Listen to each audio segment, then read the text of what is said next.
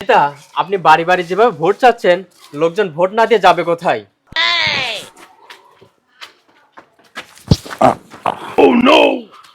আমার ভোটটা আমি তোকেই দেবো।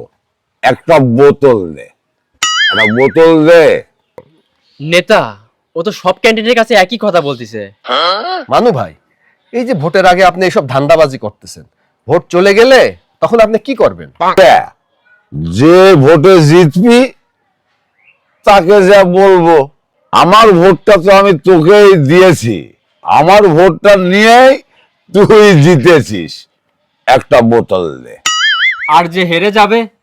তাকে বলবো আমার ভোটটা তুই খালি খালি নিলি, ভোটটা নষ্ট করলি, আমার এখন ক্ষতিপূরণ দে, একটা বোতল দে।